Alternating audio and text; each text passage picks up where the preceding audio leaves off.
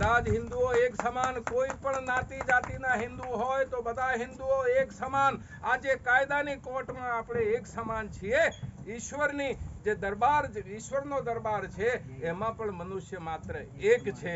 તો હિન્દુ સમાજમાં આપણે બધા જ હિન્દુઓ એક સમાન છીએ. આપણાથી કોઈ મોટું નથી કે આપણાથી કોઈ નાનું નથી. આપણે એમ કહીએ કે ફલાણો મારાથી મોટો છે તો પણ આપણે ગુનો કરીએ છીએ. આપણે એમ કહીએ કે ફલાણો મારાથી નાનો છે તો પણ આપણે ગુનો કરીએ છીએ. આપણાથી કોઈ મોટું નહીં અને આપણાથી કોઈ નાનું નહીં, એટલે બધા સમાન.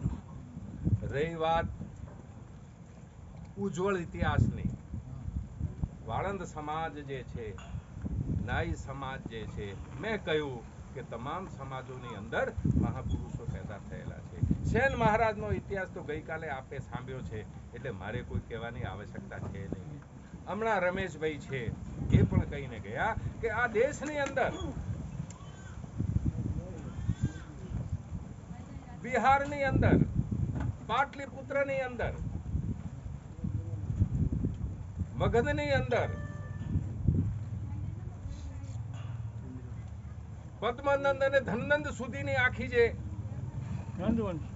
આખા જે રાજાઓ હતા, મહાપદ્મનંદ થી માંડી અને ધનનંદ સુધી લગભગ 200 વર્ષ સુધીનો એવો ગાળો હતો કે એ ગાળા દરમિયાન આ દેશની અંદર જે શાસન જે લોકો ચલાવતા હતા, એ શાસન ચલાવનારા માણસો નાઈ સમાજમાંથી આવેલા હતા.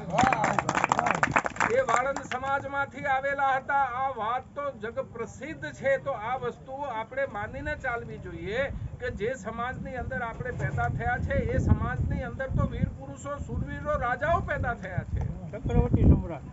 આ સમાજમાં તો રાજાને એક બે નાના રજવાડા નહીં, સૌરાષ્ટ્રમાં જે નાના એવા રજવાડા નહીં, આખું ભારત, આખો ભારત, અખંડ ભારત, અખંડ ભારતને રત્ન રાજસ્થાનથી માંડી અને બેંગોલ સુધીનું આખું જે ભારત છે, એ ભારત ઉપર જે શાસન છે, એ મહાપદ્મનંદનું શાસન ચાલતું હતું. ધનનંદ સુધી એનું શાસન ચાલતું હતું અને એ નાઈ સમાજમાંથી આવનારા રાજવીઓ હતા. આ તો ઇતિહાસ પ્રતિષ્ઠિત છે અને સ્વીકૃત ઘટના છે. આ બારોટોએ કીધેલી વાર્તા નથી, આ તો ઇતિહાસ છે હિન્દુસ્તાનનો.